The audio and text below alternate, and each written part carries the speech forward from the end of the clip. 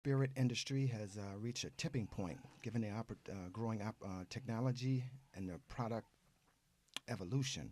And there is now an opportunity for a brand to emerge and change the way this industry speaks to us consumers.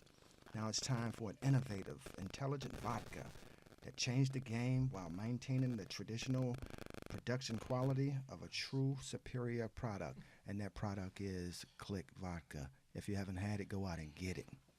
Yes, sir. Yes, sir. Shout out to Patrick and the crew at Clip Vodka. I know you guys been hitting me up about where y'all can get the bottles. Y'all gotta go straight to Clip Vodka website or the social media, and they got a direct link to their warehouse. You can buy how many bottles as you want, but me, I don't sell them on a regular basis. I heard that. And I just want to add for the sponsor, this two-time a winning brand SIP Award Gold. Oh, yeah. Right, Two right. times, two times. Yes, sir. Yes, sir. You know, I use the word special a lot every time I have a guest, but this is very, very, very special because we got a legend in the house. I've been watching this guy content, listening to his content for years straight out of high school. It started when I first came to mind on him. He was doing Forbes DVD, and you know this guy. He interviewed a lot of people that are superstars in the game now, like Beanie Siegel, Nicki Minaj, Jazzo, who put Jay-Z on. Man, like the list goes on and on. All in there. Now he has his own podcast called No Filter, and it's on. You can catch it on every Good major name. platform, on YouTube, and y'all guys go check it out. But bringing to the show here at Saucy Conversations is the legend himself, Doggie Diamonds. The flash, the flash, the flash. What's up? Two corrections. Let's make two corrections. Biggie died on March 9th. I think you said March 6th. Right. Right. March Oh, 9th. See there already. And I don't There think you it's go, baby. Click Vodka. I think it's Clique. That's how they Oh. pronounce it.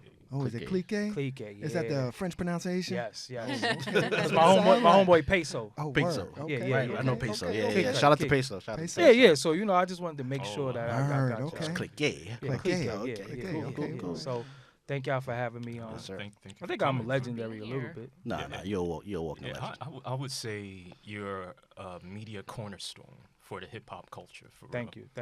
you.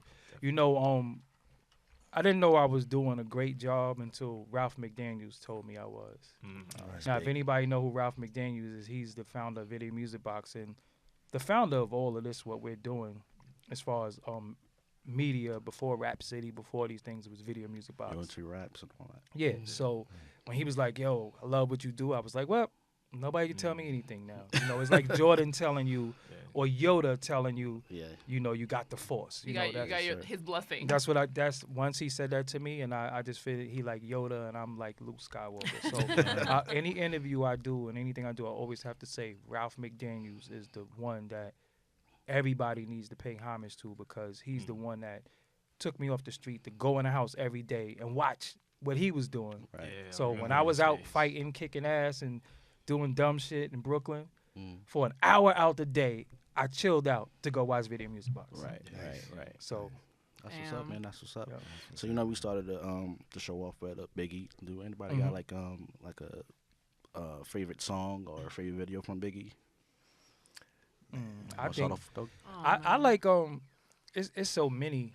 I think my favorite one is Sky's the Limit, believe it or not. And you played that and I love Warning. Warning. I love Warning because he recorded them vocals in my house one time.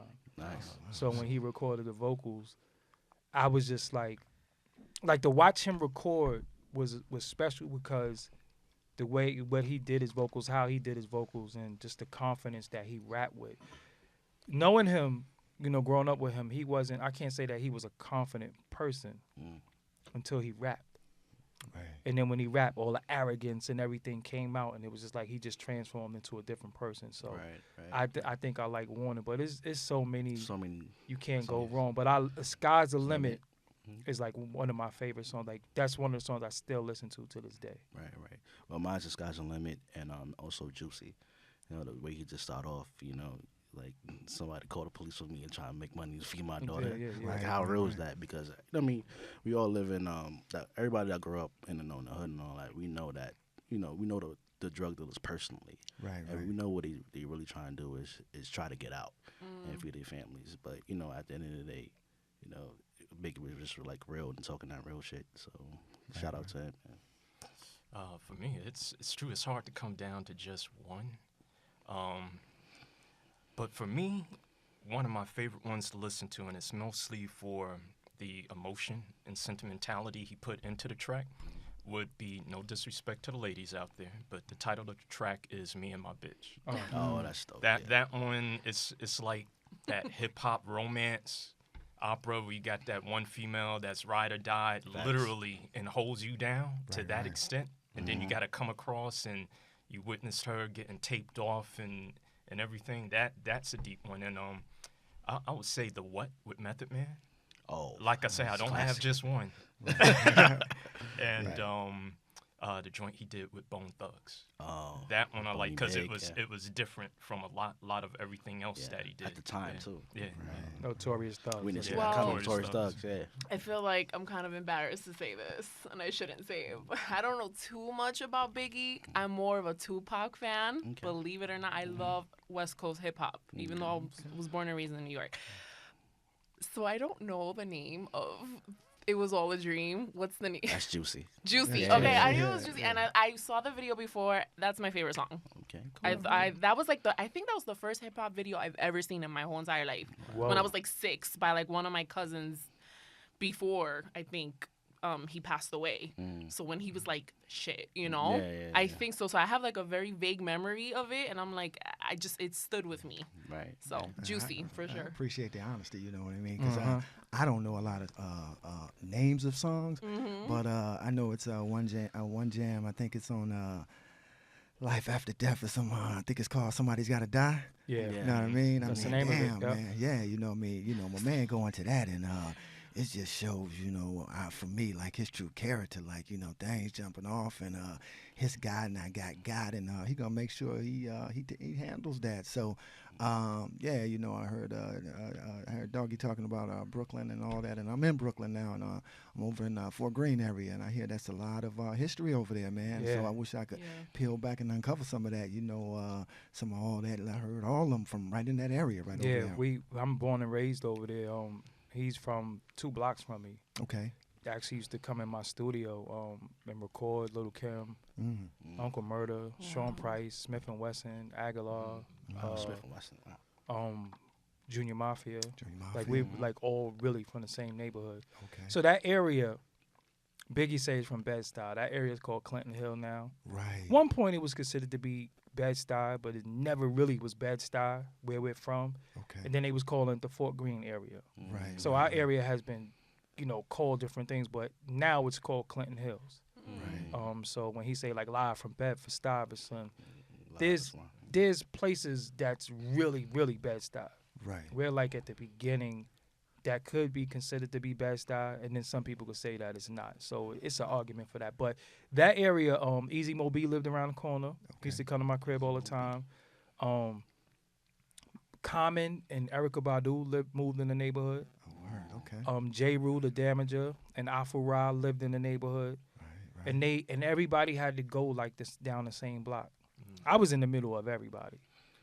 So What block was you on, Doggie? I was on Waverly and Fulton. On Waverly, okay. Yeah, Waverly and Fulton. Oh, so that was it then. Yeah, that was it. So if it's a viral picture floating around, a Biggie on my corner with a Raiders hoodie, and I'm actually in the picture, that's my Word. block. That's the corner of my Wow. block. That's great. Yeah, Okay. that had to be probably. Oli was still alive, so when he made the song "Missing You," it was about the homie Oli. That picture might be from 1990 or 89 or one of them, because Oli died before Biggie got his record. Not before he came out with his album. Oli got killed. So yeah. So that was like that. So I knew we all from the same neighborhood. We all you know how you knew somebody so long you don't even know when you met and shit. Hey, Doggie. Wow. So you know the Fort Greene projects over there. They say was Slick Rick from over there as well. Nah, Slick Rick was from the Bronx. He's from the Bronx? Slick Rick was from the I wonder Bronx, where- I and I wonder where think that he came was from from. Flatbush. Fort Greene projects was Clark Kent. Clark Kent was Clark from over Kent there. is from Okay. Fort Greene. the legend. Yeah, Okay, and word. Fort Greene was one of the most dangerous projects in New York City. Facts. You know, that's where the real 50 Cent hung out at. Right. Supreme Magnetic. So many names that I could name that I don't want to even put them on blast on some street shit. But Right. yeah, Fort Greene was very, very dangerous because it just covered so much ground Right. from Carlton Avenue all the way to downtown Brooklyn. Right. You know, so when people don't know about projects is that you have the front side of the projects, then you got the back side of the projects, and in between there might be like 60 buildings. Right. So Fort Greene, I couldn't even walk past Fort Greene at one point. I had so much beef over there. I couldn't even go to Fort Greene. It's not big in the Queensbridge projects, right? No, Queensbridge is the biggest project. But Fort Greene, at one point, I believe was one of the most notorious projects in New York City because so many Rakim hung there. You know, it's just so much Fort Greene story. Like Fort Greene was infamous for a lot of stuff, a lot of projects in Brooklyn. You know, New York City in particular. But yeah, Fort Greene area. A lot of history. Yeah, a lot of history over there. Because I mean, not to switch gears, but I think that's where the King brothers was from, right? Bernard King or something like that. Was anybody that I wouldn't know. That's a little before my time. But okay, You gotta Google that one. They might be, but Fort Greene. Google that one. I think, matter of fact, Taj Gibson is from Fort Greene. Oh, Taj from over there. Taj is from Fort Greene. Yeah, I seen him in juniors. I seen him in juniors like last year, and he was like, "I'm from the Fort," because that's what everybody called it, the Fort. They call it Fort. Yeah, the Fort. So Fort Greene is very, very. It's a big staple in Brooklyn because it's downtown. And when you used to go to downtown Brooklyn, the Albee Square Mall, the Fort Greene dudes was in there, and you just was in trouble. Wow. So a lot of the gold teeth that people see in New York, that started Albee Square Mall, Brooklyn. Biz Markie used to always be. Biz Markie made a song called Albee Square Mall. Wow. You know what I'm saying? Downtown Brooklyn used to be like the spot, and then people from Staten Island used to come all the way from Staten Island to downtown Brooklyn to shop. Right, yeah. So that's where the shopping was. Yeah, and then Brooklyn, it was Dr. J's and everything. Dr. J's is still down there, you know. But you had it really was the mall. The Albee Square Mall was a big thing. Now it's Century 21 and Target. Highly gentrified Trader over Joe's. there now, man. Yeah, Trader Joe's. How you feel about that? Right there. Gentrification? Yeah. Well, in Brooklyn, especially in Brooklyn. It's two things you could look at gentrification. It's a good and a bad thing. It's bad when the people that's indigenous to the area is moved out, forced out, right. But then it's good because the crime rate goes down, it gets cleaned up, and it's just more livable, you know, and the quality of life is better. The only issue is that the people who should benefited from the good quality of life is gone. They ain't there anymore. But that's kind of their fault, though. Let me explain to you why. Because that's your son that pissed in the elevator. That's your son who broke the bottle on the floor. That's your son, your daughter that was out there fighting. That's your son, your daughter, cousin that was out there selling crack, weed, and all of that. And you knew this and know that. So when they get moved out, you can't be mad because you was condoning it.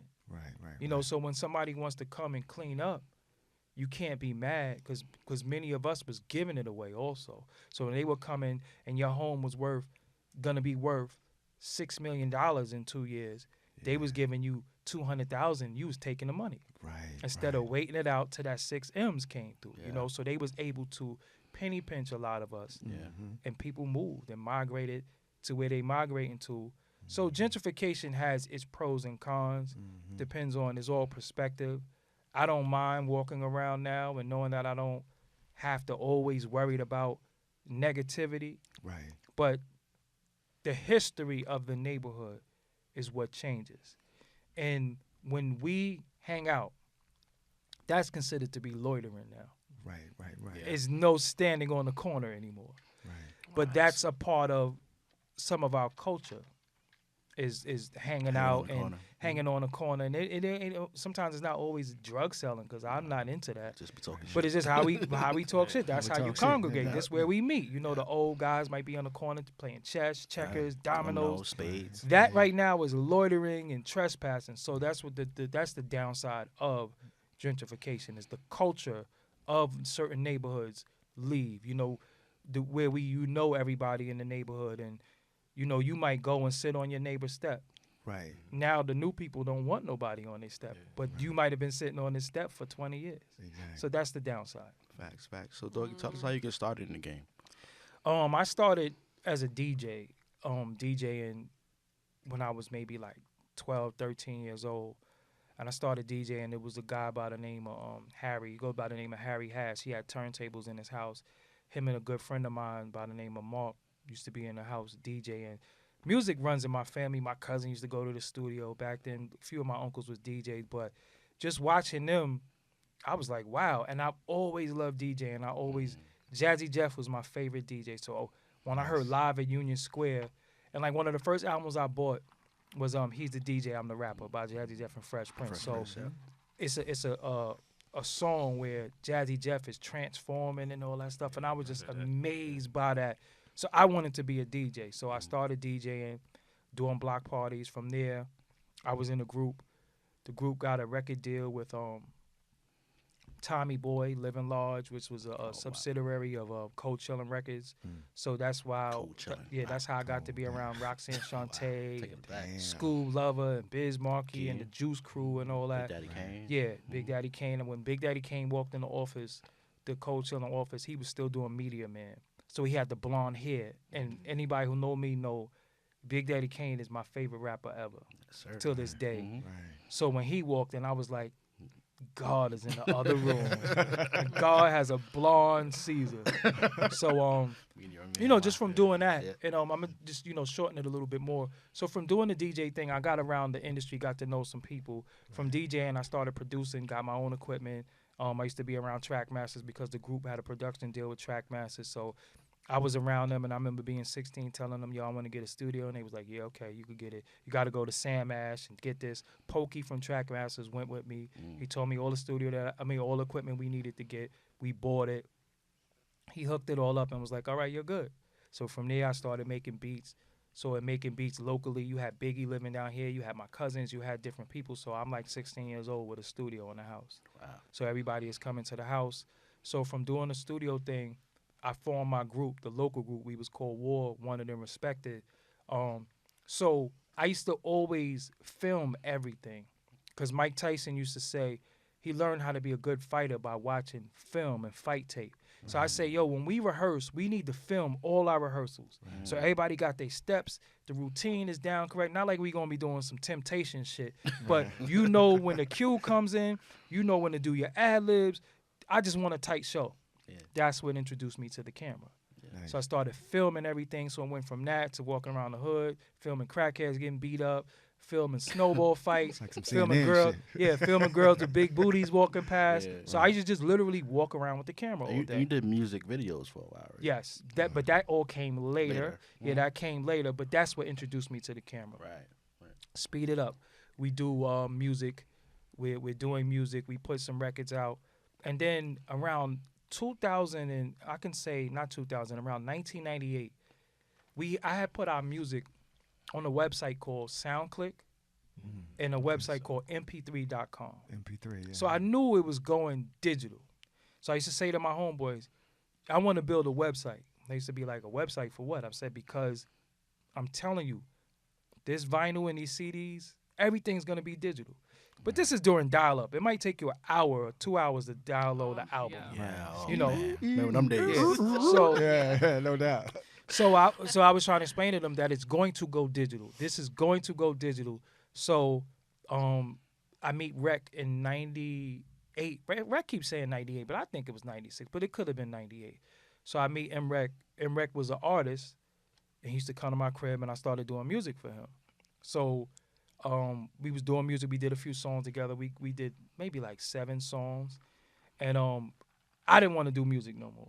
So I kind of like dipped off the scene. And then one day, Rec hit me up and said, yo, I'm working on a project called Outside of Hot 97, where he's documenting what goes on outside of Hot 97 and how to get your record played. He showed me all this footage that he had, but he didn't have anybody to edit it. So I brought him to some editors that I knew. They edited the DVD. They took forever. Coming to find out, it only really took like 2 days to do it. Right. But they took maybe like 7 months, to edit the DVD. I scored the DVD. So me and him was together a lot for doing that. And then he was doing mixtape distribution under his company, Gutter Music, and distributing DVDs. Jordan Tower was doing the Come Up DVD. Oh, yeah. Jordan Tower did a DVD called Burn DVD, and he wanted MREC to distribute it. So this is how Jordan Tower comes in the picture. So now MREC is distributing Jordan Tower's Burn DVD, But Jordan Tower was also doing the Come Up DVD. Then Rec puts out his own DVD outside of Hot 97, which he had to change it to outside of 395 Hudson. So I'm in the mix. Jordan's doing the Come Up DVD. So Jordan says to Rec, yo, why don't you do interviews for the Come Up DVD? Rec say, I'm an artist. I don't really want to do that. I did my DVD as more of a documentary. Let him do it. Right. Saying me, he's more of a hip-hop historian. This is how I get on the Come Up DVD. So as we're doing the Come Up DVD, Jordan Tower is like, me and him is telling him, yo, this shit is going to go digital. This DVD shit is about to be obsolete. Right. And Jordan looked us right in the face and said, you can't make money off the internet. There's no way you can make money off the internet. Doubting Thomas. We was like, whatever. Do the videos, give us the video in MP3. No, it was MPEG 2 at the time.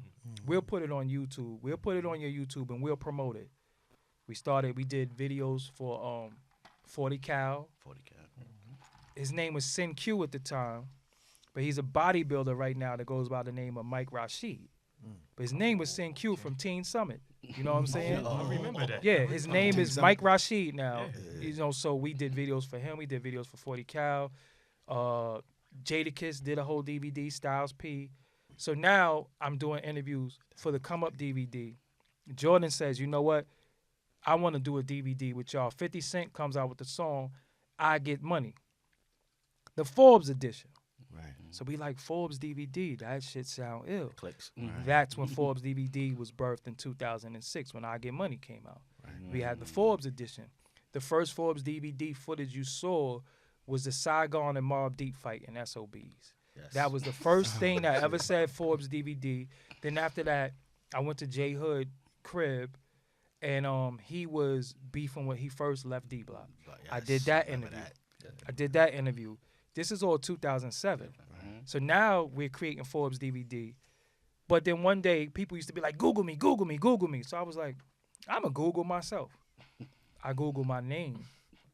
And I see a site called World Star Hip Hop. And they have my Styles P interview on there.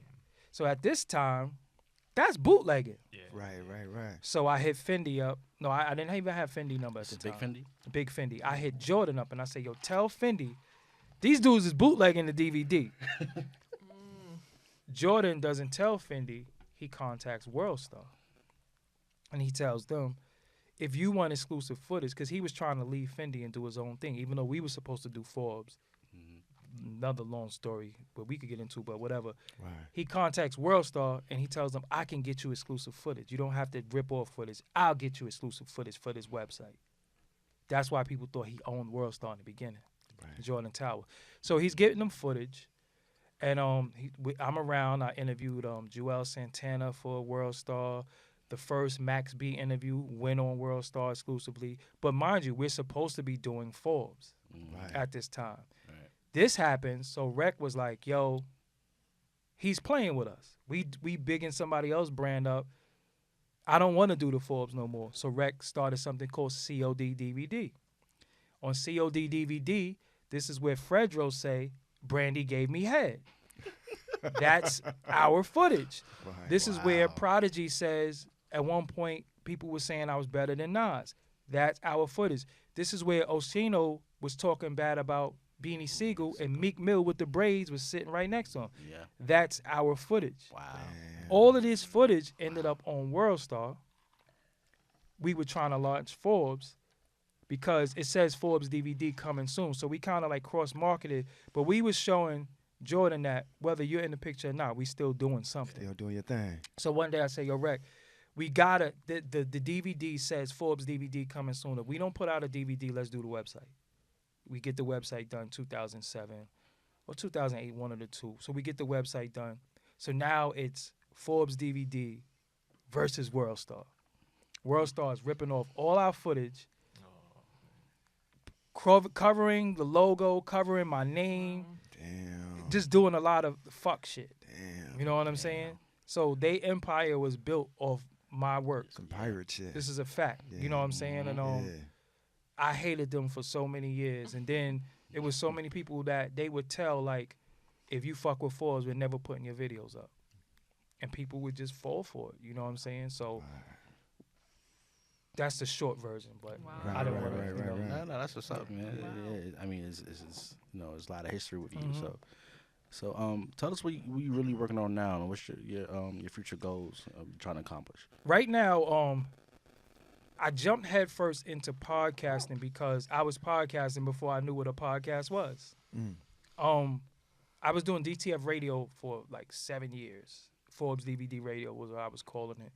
I didn't know that a podcast was just the audio Right. from the interview. You just take the audio from the interview, put it in the MP3 form, and that's it. Right. And you upload it, and you got a podcast. So I'm like, I've been doing this shit. I got so many unreleased MP3s. Yeah. So I was like, let me do the podcast. Because I got thousands of interviews on YouTube, on DVDs, all over. A lot of interviews that you see now are my interviews done over. Literally, question for question. I don't care if you see somebody interviewing Source Money, Biggs. They did not do interviews. If you check the history, they only have interviews with me. Yeah. So people are rehashing my shit.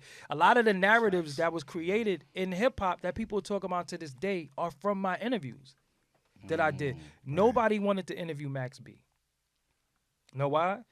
Because Jim Jones, him and Jim Jones was beefing. Right. Jim Jones is Dipset. He has all the power in the city. Dipset was once one of the most powerful groups in New York City. So if you're going against that, you could block your blessings. Yep. Fendi called me and say, yo, you want to interview Max? Jordan don't want to do it. Shit. Where's the kid? I got a camera. I went up there to Harlem. One of the people considered to be the greatest interview of all time is the Max B interview. That's a legendary. You know what I'm saying? I went there, did it. Dan Grease was right there. So I jumped into the podcasting because I've seen a lot of people doing podcasts that shouldn't be doing podcasts, who shouldn't be in media. I agree. Their questions suck. They don't know how to conduct an interview, and they're really getting things based off of their name and the guests more than it being an actual interview where you learn something. Right. So I was like, hold on. I'm really being compared to people that I was interviewing. That you're telling me that this person is better than me when I was doing it before them. So I said, you know what? Instead of bitching about it, do something about it. So I started really fully podcasting in 2016. Okay. But, prior to that, we got interviews all over. Yeah. Everywhere. So, mind you, I'm like one of the first people to interview Nicki Minaj. Yes, that's And I have that footage. Skinny Nicki Minaj. Skinny Nicki Minaj. And I got unreleased footage of her, too, Yes. that I didn't even put out. It's one interview with her and Foxy Brown and side by side. Oh, is that the one they were talking about having sex with each other? Yes. And Foxy didn't want to be on the camera with Nicki.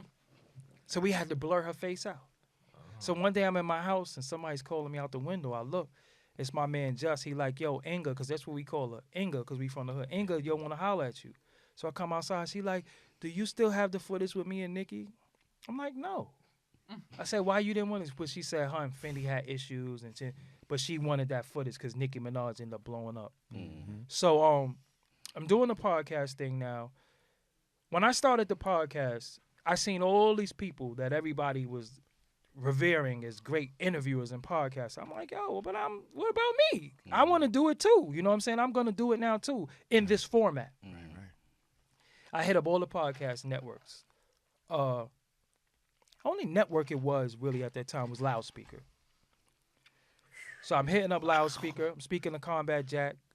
Shout out to him. I spoke to Chris Morrow, the owner of there, and they dubbed me. Basically, they dubbed me. Because I ain't on Loudspeaker, right? Right. So they dubbed me. And that really, I'm not going to say it made me mad, but I'm like, I don't fit the criteria for what y'all are doing. When what y'all are doing is based off the shit that I started. That doesn't make any sense. So I was like, I'm going to keep going. I'm going to do it anyway. I got my Charlemagne interview. I got the Petey Crack interview. I got Ali Vegas interview, which has That's one of my favorites right there. which has 3.5 million views on YouTube, more views than any of these niggas. Right. And y'all got big networks, big sponsors, and all of this shit. And this is the point I'm making. So I was saying to myself, yo, you didn't come in off of somebody's back and being under somebody. You partner with people, you work with people, but you are a boss. So one day, a guy emailed me by the name of, it said, Chris Steele. He emailed me and said, hey, I like your podcast. I want to start a podcast network. Would you be the first person on my network? I can get you sponsors. So I'm like, yeah, because I've been having a tough time getting sponsors. I'm paying for all this shit myself. I said, sure. He said, what's your number? I gave him my number. This is 2018, last year, about October 2018. So I give him my number. We talk. Then he said, yo, you know what? Man, you a legend, man. I can't put you under me. Why don't you be my partner in the network? And we sign other podcasts and we get sponsors. And I said, yo, you know what? That's a good idea. He said, I got a name already. I said, what's the name? He said, Digital Soapbox Network. I said, oh, that shit is dope because, you know, being on your soapbox is when you venting and complaining or just talking. Exactly. I said, yo, that shit is dope. He said, I got the logo and everything. I said, cool, I'm with it. So we started asking for podcasts to about October. So we found a few shows. My show, of course, is the flagship show of the network. But we had like 5-6 shows. And then we got a situation with Audio Boom. Right. So we started putting the podcast out through Audio Boom. But at that time, CBS, we had an in with Intercom, CBS Intercom, that we were working on. So, you know, I'm still doing my show, still doing my thing. My YouTube is growing. You know, I think when I met him, I was at maybe like 75,000 subscribers. My YouTube is growing. I'm still doing my work, still doing interviews. My office is downtown Brooklyn. And we getting shows. So then one day he hit me and said, yo, CBS is they ready to start the paperwork. So I'm like, oh shit, like get it on there. This is Play.it, this is Intercom, this is what blew up Drink Chance, this is what blew up Rap Radar Podcast. You know, they want to fuck with me. I'm like, oh shit, like it's on. February 14th, 2018. We started it. Still doing my podcast. Valentine's Day. Still doing everything, still doing. For 12 months, still calling me, yeah, CBS going to be ready soon. I said, yo, still, I don't want to hear shit about CBS. When they ready, they ready. For now, I'm going to keep working. No, I'm telling you. I'm like, listen, man, I'm tired of hearing that shit. Right. I don't want to hear this shit no more. Right. They fucking with us. You know what I'm saying? We might as well just deal with fucking Audio Boom and do what we got to do. This past Valentine's Day, he texted me. I ain't answer. Not because I was busy. He called me, I ain't answer. He said, call me ASAP. I pick up the phone. What's good? We on, nigga. What you talking about? We on. Paperwork, we got the paperwork. Damn. They making the portals. They building the portals. So I'm like, oh, shit. Like, it's real. It's real now, yeah. This shit is so real. Now I got my situation with Audio Boom. Now I got my situation with Intercom. So now I'm like, oh, shit, I'm going into this Intercom situation. The Audio Boom shows I had, I'm going to pull some of them over there, but some of them I was developing. I need big shows now. Right. So now we got to get big shows because we need numbers now. My show do the numbers it do, but if we going to be a network, we got to have big numbers. So now we started bringing in more shows. So then Crazy Bone from Bone Thugs and Harmony is doing the show. Right. Eric B is doing the show with us. DJ Bobcat. That's LL Cool J's like first producer. Right. From the West Coast is doing the show. I'm missing people. We just spoke to Cam, West Coast Cam. Yeah, Cam we working on a show with him. And one other person that I don't want to say yet, because if this come out and people know that, they're gonna try to tell them not to do it. So I'm waiting for the paperwork to be done. I get mad. I ain't gonna front. When people be biting and stealing shit, I take that shit personal.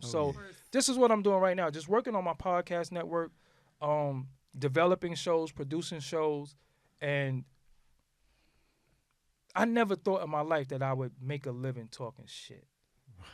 But talking shit with a purpose, though. Because I'm just not a guy who just hops on live and say, let me give you my perspective. No, nobody gives a fuck what you think. You don't have no credibility. You haven't built anything, and you have an opinion about everything. Right. I've always been opinionated to a certain extent, but I like to watch and observe more. So future for me, Digital Soapbox Network, and just building my show to be the #1 podcast in the world. I don't want to be number 2 to nobody. I don't listen to nobody podcast if they're not on my network. Of course, I listen to this one. Right. Saucy Conversations. Appreciate it. On SoundCloud. We follow you just for that. Yeah. But everybody else, I don't watch and listen to because it's like watching myself. And that shit bothers me. Because I'm like, yo, hold up, man. Right. Niggas stole my style of shit. But used to pay homage. Used to early on. Not anymore. But then now I be peeping shit where I be taking that like, yo, is this nigga sneak dissing me? Was that just a shot at me? Right. Yeah. You know what I'm saying? Now some people will say, yo, you the OG, come, you know, I need information. I need the tools. What do I do? And I help everybody. Like early on, we talking off camera, yo, you gotta go on this, you gotta go there. That's naturally me. Right. To give information. Because everybody can make it, but it's a lot of motherfuckers who stole my shit, and I just don't like it. So I don't watch nobody. Fuck all these other niggas. If you're not on my You're over network, it. You ain't gotta worry about that with us, you know. Yeah. You know, we look up to you and all that. Yeah, so. yeah. And like I said, this is gonna be successful because y'all working hard and y'all got a nice you know, thing that y'all doing. And I respect Appreciate it. everybody. Oh, we got your blessing. Yeah, no, We I got the blessing. respect That's it. every We're gonna listen. make it. I respect everybody doing their thing. Right. But like I said, don't act like you invented the fucking wheel Yes. when you know I was doing this before you. And I had to keep quiet for a long time. Because like I said, shout out to Joe Button, though. Joe Button has mentioned me on his podcast in a favorable way a few times. Right. Yep. Right. Nori even has early on. But then I started hearing shit and seeing shit that I was like, the nigga just dissed me.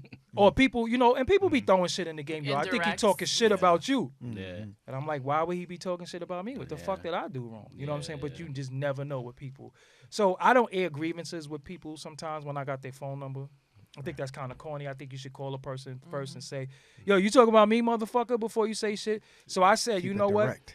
I'm going to fall back from everything and just really, really focus on what the fuck I'm doing. And I got a show that I'm doing called The Battlecast. It's a battle rap show. I got No Mercy Harlem, Dutch, Keep It a Buck. He does a lot of work with This Is 50. And they all got their own podcast. Yeah. Right. But they do a show with me called The Battlecast. I also have a show with my camera crew. I call them the brothers because they two brothers. They film everything for me called The Good Bad Guys. Yeah. And then I got another show, Doggie Diamonds No Filter. Then I got another show that I'm producing with C Gutter from Junior Mafia and my cousin. You know what I'm saying? I got an interview with C Gutter. I got the unreleased interviews I got is smoking everybody. Let's just get that shit straight. I got unreleased shit that's coming out Right. that people gonna be like, holy shit. You So got the vault and shit. the vote You got the been vault there, for but real, I got a man. vote for over 20 years. You know Yeah, what I'm no saying? On shit, yeah, footage. that's what I'm saying. So I'm into producing. I'm into making people great. That's what I love to do because it's not about me. Without Kanye, Jay-Z might be great, but you got to have another star to carry it. Right. So I don't want to be the biggest podcast on my thing. You know, then we have another podcast called Thoughts Crime. Look them up. They are they're cartoonists. Yo, they fucking drawings and cartoons are so fucking dope. So they shouted me out one day. And somebody was like, Thoughts Crime shouted you out. So I went and looked at their shit. I'm like, yo, it was a guy and his girl. And I was like, yo, this shit is dope. So I reached out one day like, yo, man, any way I can help y'all? And they was like, well, let's do it. You know what I'm saying? That's how I've been. Anybody who hit me, like you tell me, you hit me, Word. I email right back. Yeah. Right back. Right That's back. That's just I how was I shocked am. as hell. Like, Good oh, looks, shit. yeah. I know, But people right? always say that though, like, yo, you hit Industry me back. story, I'm yeah. like, what the fuck was I supposed to I do? mean, Yeah. I'm A lot- not. Yeah. I'm There's not. a lot of fake dudes out there. You know what, Yeah. man? At the end A of lot it of all, industry talk. no you know matter what I'm saying? how- Yeah, I'm doing it, and they don't fucking. They don't no shit matter you back how up. great you are, no matter what you achieve, you still put your pants leg on one at a time. You still take shits, you piss, you still do laundry. You do not piss gold. You do not eat caviar every day. Right. Still be humble. You can be arrogant about your talent and your ability. But when it comes to dealing with other people, you have to have a certain humility Absolutely. because people and the people are what make you. What if I curse people out every day? Fuck y'all for watching my podcast. Fuck you for listening to me. Fuck, Right. you know what I'm saying? You wouldn't have anything. So Absolutely. I know how to interact with people. I'm trying to create a fan a day. So if I get 30 fans, 30 new listeners a month, that's okay with me. Because Absolutely. 30 multiplies. You know what I'm saying? So that's why when people hit me and say, could I do an interview with you? And I'll be like, sure. Now, I don't come to Rinky Dink Production. I'm not going to lie. If you sitting there with your fucking phone, I'm not doing that. Because Right. I put time, money, and effort into my shit. Yeah. Absolutely. And I took a lot of L's. The losses, I'm still in a hole. Right. But I kept going. And it was days where I was just like, yo, I'm taking my gun and I'm shoot everybody. Just frustration. Right. It's days where I had my lip poked out like, man, nobody don't fuck with me. you know, I'm trying to get on these. Then I was like, yo, man, you a creator. Create. Mm-hmm. Right. Do what you do. You bitching because people, that's almost equivalent to you trying to holler at some girl and she don't want to fuck with you. And now you want to beat her up. Because there be niggas like that. That's how niggas, well, fuck you then, bitch. You know what I'm saying? Yeah. I'm not like that, so I'm not going to be like that in You life. ugly anyway. Yeah, that's what I'm saying. You fucking, you flat ass. You know what I'm saying? Right. I'm not like that. So I'm a creator. And like I said, I like to see people create, and I like to be a part of creations. Spread that love. Yep. Man. That's what's up, man. We appreciate you, man, Yep. for being Yeah. on here, No man. doubt, It's really big man. for us. But yo, we're gonna get into some topics real quick. Yeah. We wanna know your opinion on something real quick. So we're gonna start off with the R. Kelly interview with Gail. R. What you Kelly, think about that? R. Kelly is a piece of shit. Right? Straight up. Let's get into it. And I Talk believe that that he did something for so long that he didn't even think nothing was wrong with it. Facts. And when you blame R. Kelly, you also have to blame enablers sometimes. Absolutely. You know, the person watching something take place is just as bad as the person doing it. So it was just recently, it was just a male who kicked the old lady in the head on a Oh train. my I just saw that video Damn. on the way here. So who's wrong, the person who kicked her or the person filming her? Both of them. Because how can you film that and say, ooh, you know what I'm saying? I don't Exactly. care if she's homeless, mentally ill or whatever. So when we dealing with R. Kelly and Gail, and I don't want to hear that, we taking our own kind down. And listen, Nah, a some piece sucker of shit, shit, yeah. I don't give a fuck if he's green, blue, yellow, or burgundy. That dude is, because R. Kelly is black, that don't give him a pass. That's not my kind. Because my kind does not do that to young women. Right. That's not my kind. So we don't got shit in common. Exactly. You know what I'm saying? And the color of his skin does not make him my kin. Right. All skin folk ain't your kin folk. Exactly. So fuck R. Kelly fact. as a staff record label on the crew. Very Yeah, poetic. yeah, it's like what Chuck D said. Every brother ain't a brother. Because Yeah. the same color be very well uncovered. You know what I'm saying? Absolutely, Yeah. man. Absolutely. Holy shit. All right. Yeah, That's we his got- fault. We got that a lot. Yeah, that's Well, Yeah, whatever. that's You got a napkin? Yeah, we got you. We got you. It's that's cool. all good. That's on camera too. I got Yeah. splashed by, you know. It is what it is. Worry about that. Yeah, so my opinion on the R. Kelly thing is it's like with the interview with Gal was like, yeah, he's guilty. Oh God. Yeah, like his whole body language was like That was so cringeworthy. Yeah, I yeah, couldn't finish. I was yeah. like, I can't. Yeah, it was so bad for him, but you know, it's just crazy because we knew this all along with the first sex tape when he tried to say it wasn't him. Right. Like motherfucker, You know, I never saw that tape. you never saw that tape. You know why I never saw it? Because they said it was a little girl that's watching child porn, so I never watched it. Yeah. We just wanted to see what it was him, and then after that he gonna come out and say, no, that's not me, that's my brother. I think it was a still shot that I saw, and I was like, that's Fucking him. How It's a old fucking was- Soul how Train old was one the next to the girl? bed. She was Huh? 14. She's 14 at the That's a time. damn And I shame. heard Yeah. that she's still around him. She right? lied and said she was 17. That's still not old enough. Yeah.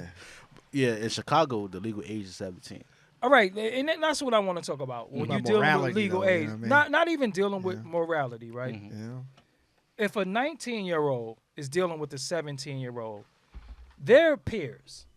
Right. A 17-year-old is not my peer. I don't care if she's legal, right? Legally, yes, but mentally, she's not ready. And I don't want to hear that perverted girls mature faster than men, because that's just your fuck shit way of saying I'ma fuck with a little girl. Right. How? right, What do you have in common with somebody who's in high school and you a Right. grown ass man? right. Calculus You don't and do shit. homework. Yeah, exactly. You know what I'm saying? Exactly. The age gap alone, and what, you know, the type of music that you listen to and what you into. If you into what a 17-year-old is into and you're 27, something is wrong with you. Yeah. So that's what I'm saying. That has nothing even to do with morals. It just has something to do with reality, because morals, that should be perspective now, unfortunately. You have good down-home morals, and then you have perspective, which is fucked up, where people think, well, ain't nothing wrong with you. I be doing that shit too. Yeah, you a fuck nigga too. You know what I'm saying? So the legal age thing, that's bullshit. Yeah. I won't even deal with an 18-year-old. Right. I won't deal with a 25-year-old woman. Right. Because what do I have in common with you? Now, the only time you might encounter a 25-year-old woman and deal with her is because she got daddy issues. And you like a daddy to her. And then you're trying to groom her and tell her what to do and trying to run her fucking life. And a lot of women fall to that's why they be like, like older men. And I be like, yo, where's your father at? Oh, he left. That's your problem. You're looking for a daddy. Yeah, daddy would shut that down in a heartbeat. You understand what I'm saying? Yeah. Because if I had a daughter and my daughter Mosey's in the house and she's 19 and got a 37-year, I'm going to whip his ass. Even if I'm 80. Yeah, that's a problem. You know, I got little That's a cousins. problem. Shoot him, kill him, stab him. All three. Because I'm going to ask him, what do you have in common with my daughter besides sex? Right. That's the only thing that many of us have in common any fucking way. You take sex out of the equation, Right. I don't fuck with you. Right. You know what I'm saying? So that legal age shit, that shit don't fly with me. Yeah. Right. Yeah. Either. Yeah, I think I thought he, you know, when I saw, you know, part of the interview, I once upon a time I said, well, you know, if I'm not guilty of some shit, I'm gonna rant and rave too. But that shit was just wagging the dog, is what it was. You know, he Yeah. up there screaming and hollering like y'all fucking with me. But we all know his history and shit like that. So you know, like Doggie say, man, he has nothing in common. You know, he's a manipulative dude. You know, and all these young girls was looking for, you know, a come up, you know, maybe in the industry or some shit like this, and he took advantage of it. You see what I'm saying? And you know, more so than taking advantage of it, I think he's got some sick things going on. You know what I mean? You know, maybe need to go talk to some people. You know. No, Mac Daddy. Agree. I agree with a lot of that. I think that interview with Gail, I felt that was more like R. Kelly trying to play damage control. Because he knows the shitstorm is coming. So he's like, well, it's media. Let me get my fair share of 15 minutes of sunshine. Right. Say my piece. Throw some dramatics in. Put on the cry face. I'm surprised he didn't have that one string of snot hanging out his nose. Or lip quivering and shit, Yeah, right? yeah, The bottom yeah, lip yeah, quiver. like, that he has been exposed years ago. I think it's just the shift in attention that we have now. Yeah. Because outside of everything going on with the Me Too movement, sexual harassment has been pushed more into the social forefront than it has been in the past. Say, not even that long ago. Go back 10, 15 years ago. You haven't heard that much of any of this because that's back when these executives and celebrities were dipping and dabbing. Right. But now it's like our phones. Right. That's access. Something happens to me, I can be like, you know what, let me pull this phone out and at least get an audio of what this guy is saying to me. So it's just a shift. Media access, information, and we're in that age of attention. And sad to say, some of the women that are involved in this, they've become victims because they sought attention from the wrong, such as R. Kelly. And I wouldn't blame them for doing any of that. As with that movie, that Lifetime show, personally, I felt that if they were seeking justice, maybe it shouldn't have been sought through the means of a television network. Get together Yeah, I don't like that collectively either. and pursue it. I didn't that even way. watch that Lifetime. Not when I heard of it, I was like, I'm not. It looked funny. Because You know what I it is? don't feel it You know what it respects is to me women. too. I'm kind of like R. Kelly'd out. Like what's gonna happen now? That's a good This one. motherfucker shouldn't be a talking piece every day. And that's one of my issues with social media is the fake outrage. It's like every week we got some new thing that we have to all pay attention to that Right. I don't give a fuck about. Right. Like I gotta take a piss. The rent is due. This does not mean anything for me. And then being on this side of what we doing, people want us to speak about it. But I'm like, yo, fuck that shit. Shit is tired, right? Yeah, like why Absolutely, does man, this tired. consume your life? Like I don't give a fuck about the Kardashians. I don't care. I just don't care. Right. People be like, yo, go live and talk about something. I'm like, no. No, I'm truly Kardashian now, and I am a fan of the Kardashians. Boo. But I like nowadays. I'm just like, okay, enough is enough. Like I unfollowed all of them on Instagram because it's just like, it's just so annoying. And Why with you follow them in the first place? Because I like the way they look. It's the shallowness or whatever of the Kardashians. At least you admit it. Yeah, All the drama and I shit. admit it. Yeah, I like the way Yeah, they like look. the I like the way drama. they dress. They're influencers, so I gotta give them that. Influencing who though? Well, they're not influencing me, but in terms of dressing, yeah. But like their lifestyle, absolutely not. But they are influencing millions of girls. But you see how they are marketed for people to follow them, and you don't even. What do they do? Eat salads and talk shit. Like, So in see their how they house. can have, Fucking but make see how money. they, but That's what look, they do. but see how they can have millions of young girls aspiring to do something, and you don't even know what the fuck they do. That to me is a sickness that's going on to where it's like, cause I don't follow no people that consider to be celebrities, cause I'm not interested in your fucking life.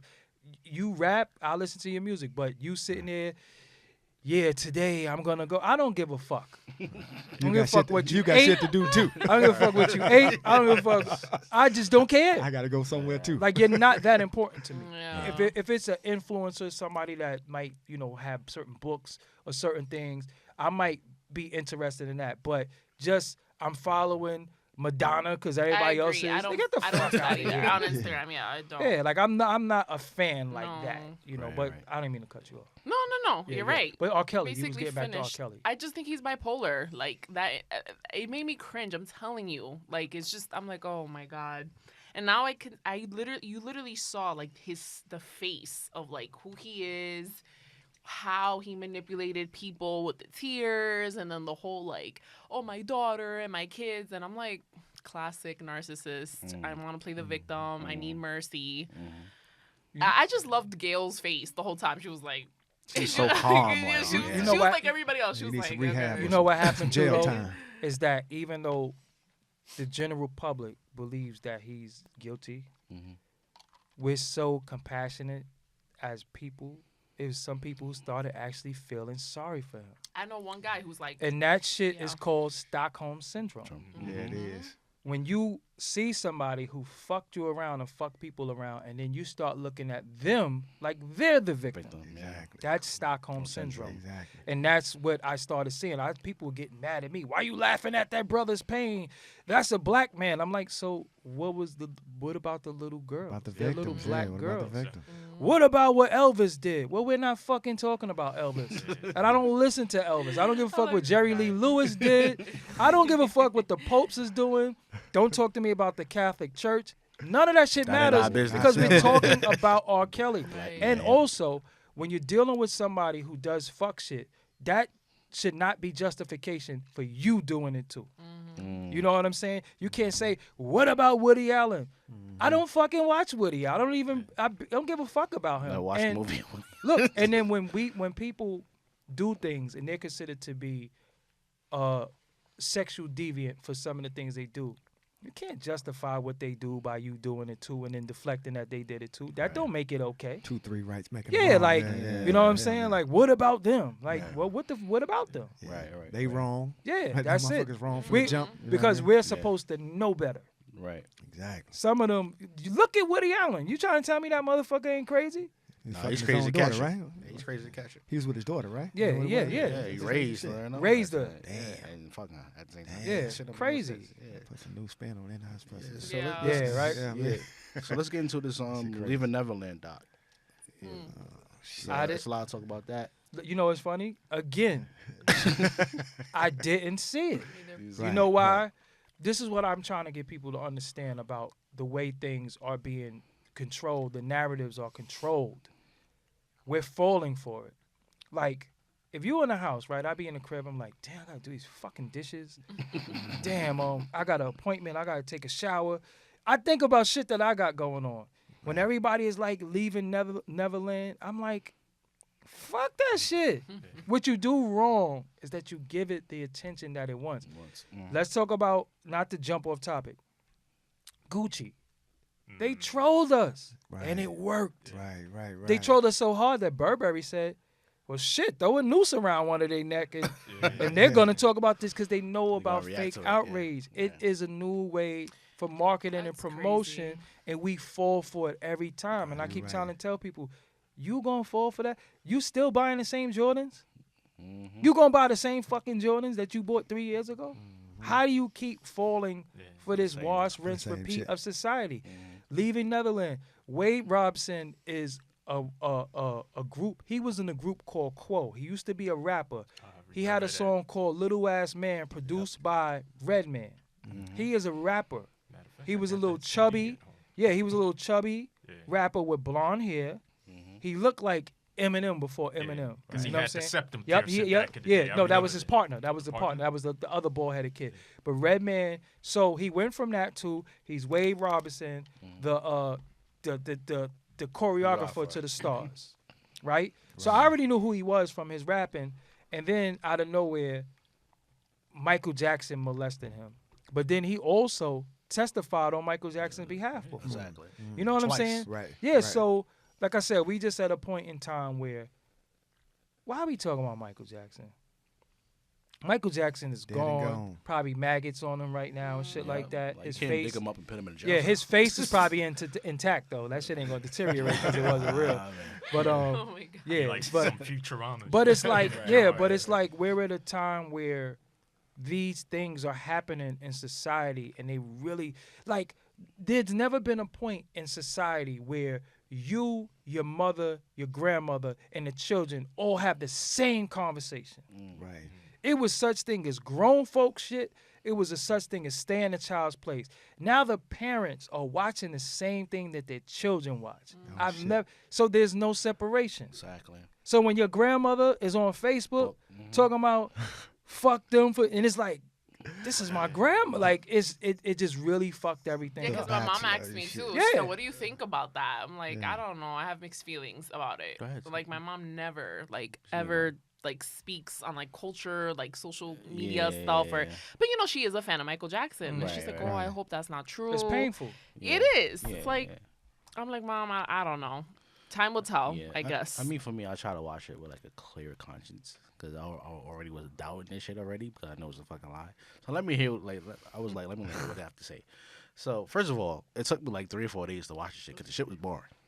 I just fell asleep on it. So actually hearing these stories, it felt like Jimmy and Wade was like reading from a script. Right. You know, like they was being told to say this. You know what I'm saying? And some of the stories from the parents and all that didn't. As a parent myself, like if it didn't make any sense to me. You know what I'm saying? And like Mike was a guy that you know, if you talk about him, you know, he wanted for you to stop talking about him. Paul Mooney said that he got a phone call from Mike. You know, he had Mike in the stand-up and all that. So he got a call from Mike and said that hey, Mike told Paul, like, hey, is there anything I could do to make you stop talking about me? And Paul, we know how Paul Mooney is. He, he don't give a shit. You know, he's like, no, I'm gonna fucking talk about you wherever I fucking feel like it. So Mike said that, is there anything I really can do to, you know, to make you stop talking about me? So basically, he was talking about money. And a lot of people that was around him, like, hey, Mike would actually cut a check Trying to get a payday. for you to, you know, stop talking about because he didn't like that negativity. Right. So Paul Mooney said, if I got out of Mike out of a 5-minute conversation, what do you think these parents did? Absolutely. So I'm just saying, and the man was investigated by the FBI for 10 plus years, who has a 99% conviction rate. And that's what And it then is. if I anything on Mike, you can't get around that, man. Right. You can't get around that at all. To me, they was lying, and you know, is at the end of the day, I ain't muting shit. I ain't muting Michael Jackson. But that's what it is now. I mean, you know, you mentioned money. That's, you know, the Neverland and all the shit that comes up, all the documentaries. All and about that. money. Yeah, that shit all about money. That shit selling TV time. That shit selling magazines, people, us, all that shit. So I think it all comes down to money. You know what I mean? Podcasts, Yeah, podcasts. vlogs. Yeah, you see what I'm saying? This is my take on it. I do feel like Mike does have mental issues. He did have mental issues. Admit it. Childhood. Admit it though. Admit it now. though. Yeah. Admitted mental issues. He was talented. I think he really had a heart of gold. But I did think, but that doesn't mean that he's a pedophile. You know, I for some reason I don't think he's a pedophile. But I do think that he was kind of kooky in certain things, maybe talk to himself. I don't know. Because if he had a really rough It's childhood, childhood, yeah. it's hard, you know? Like, come on, we're only human. So I feel like I don't know. I just think it's kind of effed up what's been going on. Yeah. And it's just been really misconstrued. No, I agree. The whole thing surrounding that Leaving Neverland, listening to the audio of that, because I had it on TV while I'm doing housework, doing dishes and stuff. And I just, you ever listen to something and, as you said, as a parent, This is bullshit. which I am, I actually got disgusted. I'm listening to this guy describe how, and Michael, he made me grab his penis, and I was this little kid, and I was like, motherfucker, if I was a parent and my child came back traumatized from something like that, there's no need to get the justice system involved. Right. Smith and Wesson Yeah, is the that's judge. the first thing. Like street Right. justice. First thing. Right. Street justice. So I think a lot of it is scripted. Again, we're in the age of attention. Maybe that check ran out because I don't see something like this existing, considering how those past trials and investigations went. Now, you're talking about they were looking at criminal pursuit. I heard very little about a civil trial. So I'm thinking something was settled out of court. Some checks were cut. Maybe that money ran out. Now they're like, I'm an adult now. I still would like to eat. Let me drum up some more fuckery. Let me find somebody else that was involved. And one of those young boys committed suicide. So you testified on Michael's defense back then. One of the young boys involved committed suicide.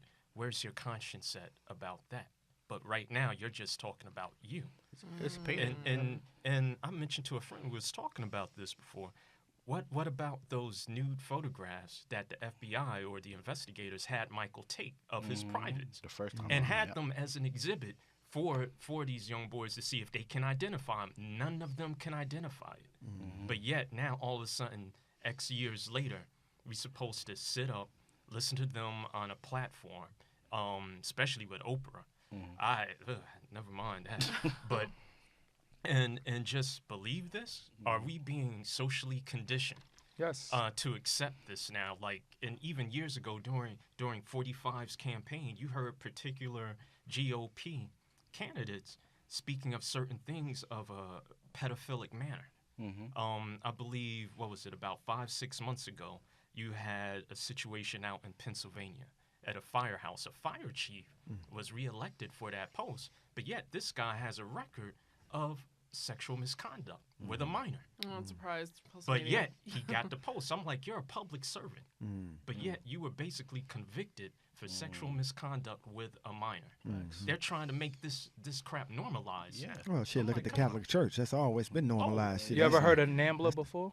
NAMBLA? Yeah. Nah, that acronym, no. Look it up. All right, will do. Crazy. Yeah. Yeah. Shit. All right, let's. I think the engineer over there, he looked at me. I think he heard of NAMBLA. Yeah. But it's Yeah, look that it's a lot of to each his own. Do what you do.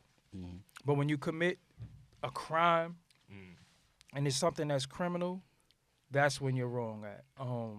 And you can't legalize criminal shit that's been criminal. Right.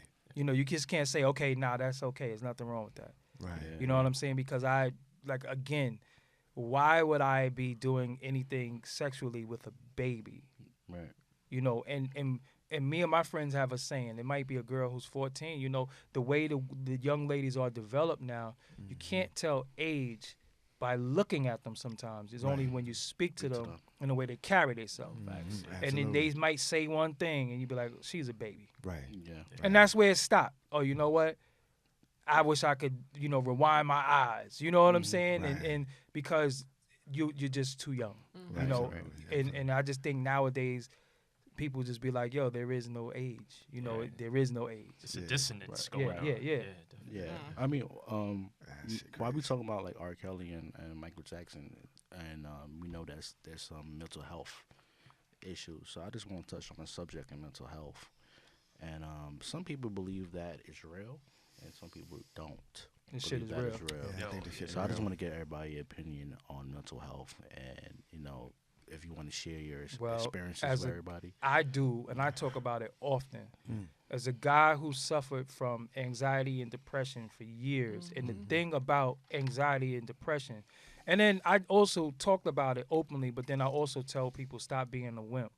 If you're having a bad day, you're not depressed.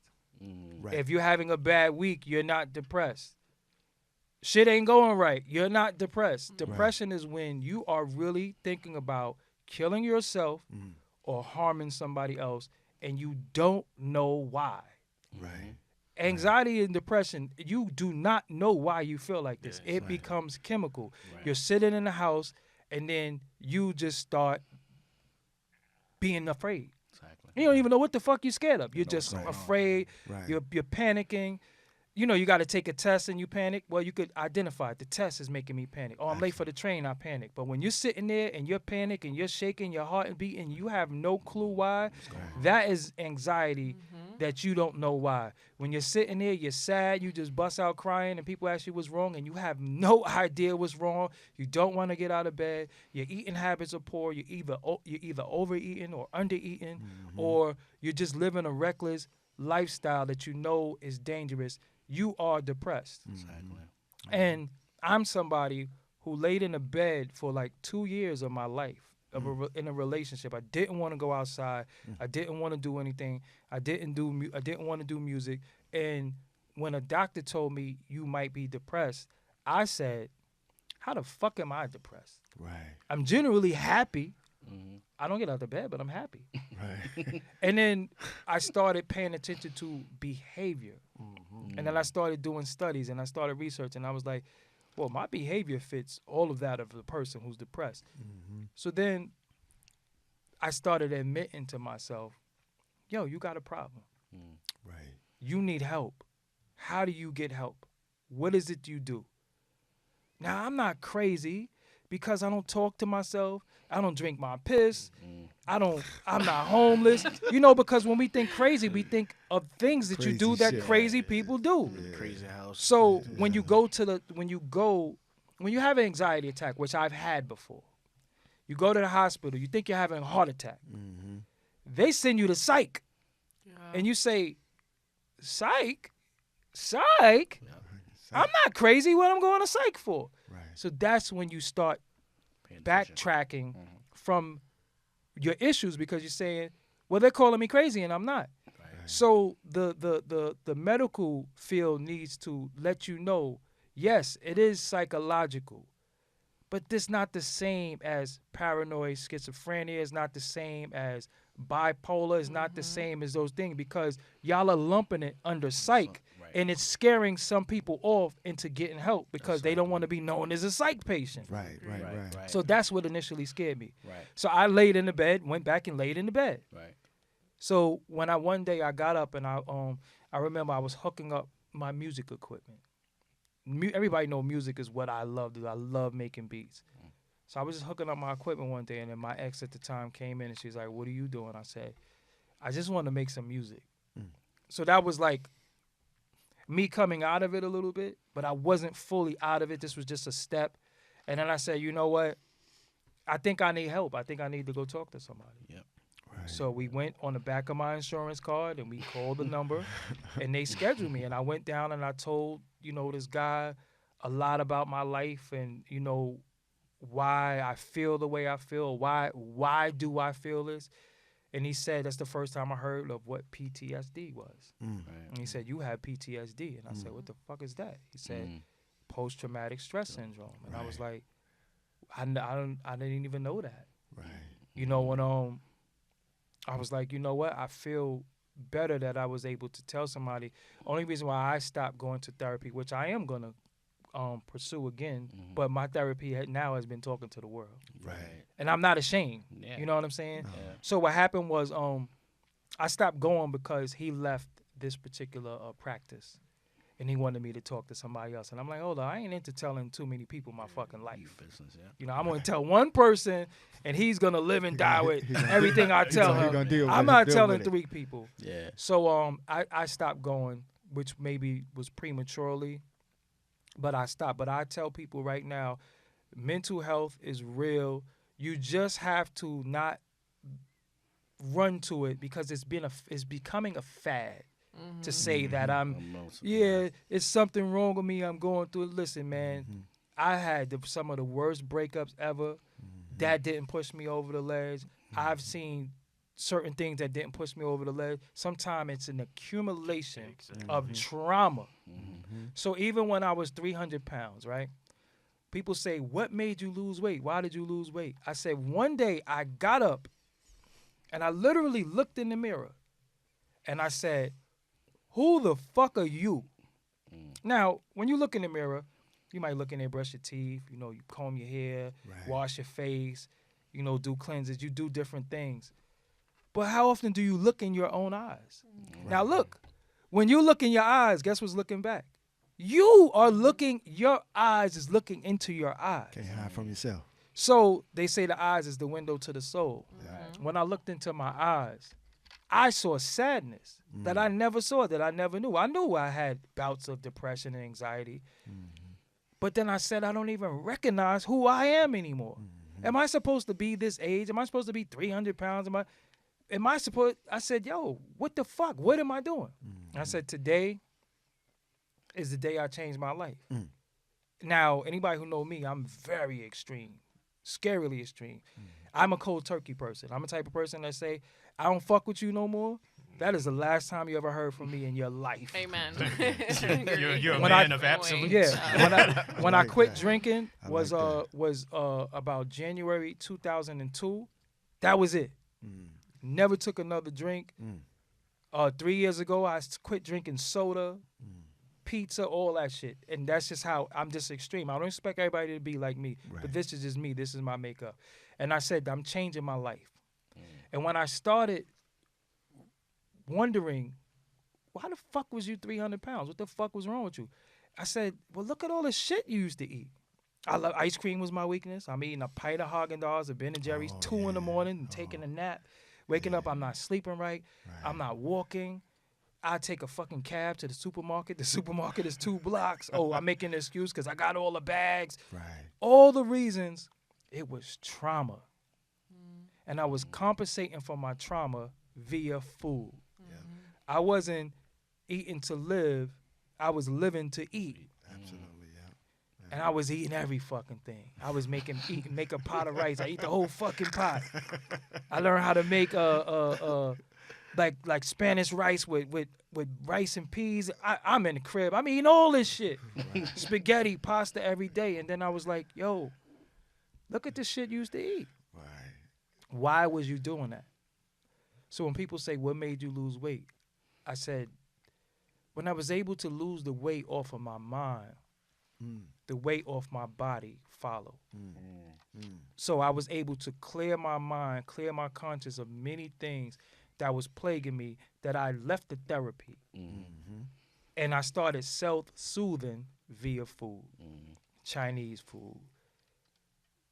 Fucking go to BBQs and we get 10 wings and I eat all 10 BBQ wings. Right. The honey joints ain't no joke. Yeah, this is what I'm saying. Really good. So now you're thinking about the fried and you think about the sugar and the honey. Right. That shit is no good for you. Right. Going to Buffalo Wild Wings and eating an 18-piece and bottomless lemonade. So I done had like 5 lemonades. You know what I'm saying? Right. So you know, it was the control and it was the discipline, but that was due to mental health. Right. Poor mental health. And now I'm just at a point where every day is a fight when you deal with things, because there's some things you could think about that make you sad as shit, because we all have things that, it's one thing that could make us cry right now if we think about it. Absolutely. So the thing is not to not think about it, but to take something, extract something from it that doesn't make you sad. Right. See, everything has a happy thing and a sad thing in it. You know what I'm saying? What's good for you might be bad for me, and what's bad for me might be good for you. Right. You know what I'm saying? One man junk. So a lot of times when people call me with sad shit, I don't want to hear that shit. Nigga, you need help. Right. Because I care about you so much that your sadness invokes on me. Now I'm sad. Why you got to be the bearer of bad news? Right. So when people call me with shit or I see certain shit on Facebook, people too negative, I unfriend them. You say, why you unfriend me? Because you are very negative. Yeah. And I ain't talking about them energies and chakra shit, none of that bullshit. I'm just saying that you have issues that you don't want to address, and you think bitching about it every day is going to change the issues. No, go get help. Go talk to a professional. I tell everybody, go seek therapy. You know why? Because this is somebody who's not going to tell your business when they get mad at you. When motherfuckers get mad at you and you vent to them, my own sister said to me one time, and I forgive her, you know, because I understand that she went through some of the trauma that I went through. One day, because I took her one day with me to one of my therapy shit. We had an argument, and she said to me, well, don't forget, you're the one with the mental problem. And I was like, you fucking bitch. Oh, no. But that let me know that this is why people run from help. Yeah. Right. Because you don't, when you confide in people, The minute they get mad at you, all your laundry is coming out. Right, right, right. You know, I had a very bad anxiety problem. Right. One of my other sisters got mad at me, and she exposed it to one of my friends who didn't know. Mm. So first thing that we always go through is embarrassment and shame. Mm-hmm. Once I got over embarrassment and shame, that was the key to my recovery too. Because I used to be like, yo, look, man, I ain't doing too good in certain situations. This shit bothers me. And admitting anything is the first step to recovery, because you admit it to yourself, then you admit it to the world, It's real then. and then you can fix it. But when you hiding shit and you acting like it don't exist, you lying to yourself. Yeah. Like when you ever see somebody say something, you be like, this motherfucker's lying. And I always say to people, yo, you can't lie to me, Right. because I don't give a fuck. You lying to yourself. Right. So right. that's where the saying comes from. Facts. You trying to convince me or convince yourself? Yeah. Yeah. Because you're trying to convince yourself, because you can't convince me, because I ain't buying the bullshit. But mental health is real. Just don't get into the fad. Your girlfriend break up with you. Don't go act like you're depressed. Because I used to people be like, yo, man, I'm down right now. I'm like, yo, man, I've been down. Shit, I done lost games at 2K and was fucking mad for 2 days. That's facts. I get mad too. Yeah, so, you know, but again, if you're feeling like you want to harm yourself, if you're feeling like you want to harm somebody else, you don't know why, or even if you have anger issues that are out of control and you can't control yourself, there is hotlines, there is things set up for you to help you cope and deal with it. And you have to learn coping mechanisms. You have to learn triggers. You have to learn things. That's why I don't drink. I never smoked a day in my life. I never smoked a cigarette or weed That's great. ever in my life. Shit, I kudos, quit man. drinking Damn. 16 years ago. And just the time that I'm on and the path that I'm on, I only see greatness. I got tunnel vision. When you look at horses run, they have blinders on. So they can't see to the left or the right, because the minute you turn your head and look this way, you took your eyes off the prize. Off the prize. Doggie Diamonds only sees this. He said this, fuck him. He said that, fuck him. She said this, fuck that bitch. That's just how I am, because they have a saying. If you stop and answer to every barking dog when you're walking, you never get to go where you're going. Yeah.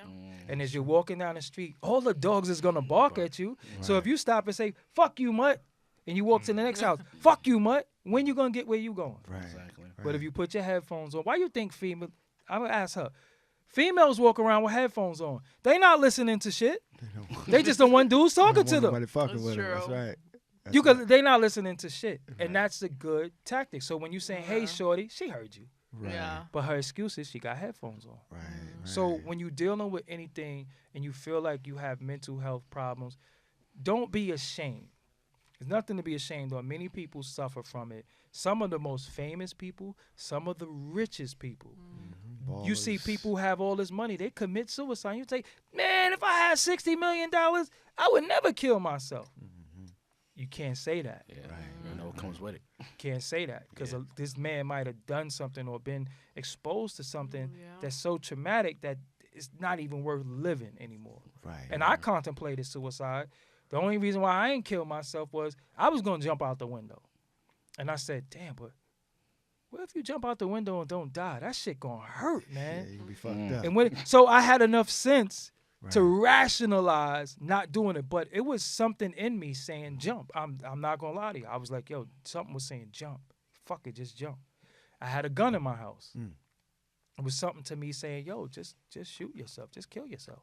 Damn. And I was like, hold on, whoa, what you just say? Right. So I had enough fight in me to rationalize. Everybody don't have that. Right. Everybody don't have that. And I remember calling my homeboy. I said, yo, come get this from me. He said, why? I said, just take it. Never give this back to me until I need it. Right. And he took it. And my brother one time, you know, not to put his business out there, my brother had some things in his house, and we went by his house. He was in a bad state. You know, he was going through a lot of things physically with his health. And he had something, and he told me and my cousin, he said, yo, do me a favor, go in my closet and take that bag. We said, all right. And we took it. And I said, yo, I know. Yeah. And then he told me later, he said, yo, I'm glad you took that from me because I was in a bad state. one of my cousins committed suicide. My first cousin. You know what I'm saying? That's real. And it was times he attempted plenty of times. The last time, unfortunately, he succeeded. So I know about it. I don't believe that it's hereditary. Some things could be hereditary, but I don't like to subscribe to things. But environment, if we all in the same environment, of course the environment is going to affect us the same way. You know, if somebody fart in the room, everybody smells it. You know what I'm saying? So it is what it is. And that's the thing with potent. yeah, but that's the thing with environment. You know what I'm saying? But for black and brown people, I know. Right. Oh yeah. You've seen that's the that most it's tremendous, tough. Yeah. Every day. traumatic shit, and it's not normal to see your friend get shot. Right. It's not normal to see somebody get stabbed, cut. It's not normal for you to have to fry chicken and Vaseline. You know what I'm saying? That shit is not normal. Right. So we normalize things that are abnormal, and then when we see things that are normal, we don't even know what normal is anymore. Right. So now that shit is crazy. But stepping over a pissy elevator every day to go to your apartment wasn't crazy. Right.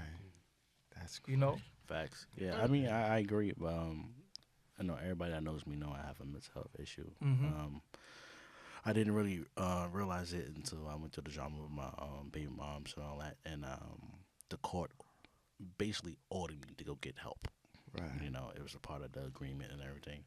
And once I went to go get help, you know, and being talk to a therapist and everything, I finally realized that there was a lot of deep-seated roots. Suppressed.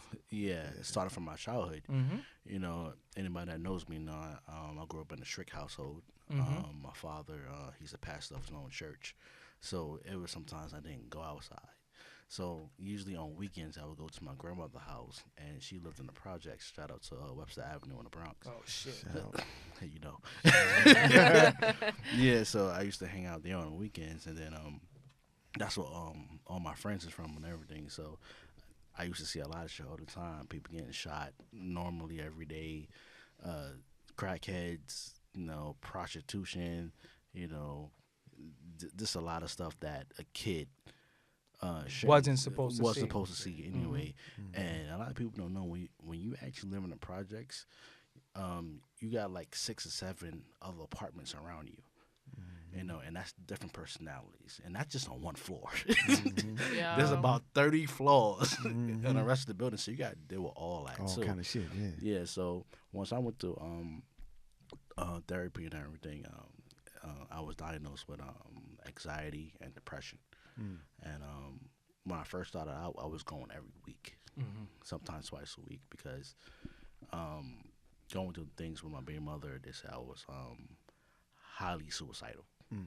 So they give you this like questionnaire, you gotta answer it, and then they will decide whether you know, where it's high, medium, low, whatever what is. Right. But my shit was high, and so basically, after going to therapy every week or twice a week, it started getting to going once a month. Was it a breakup that you went through?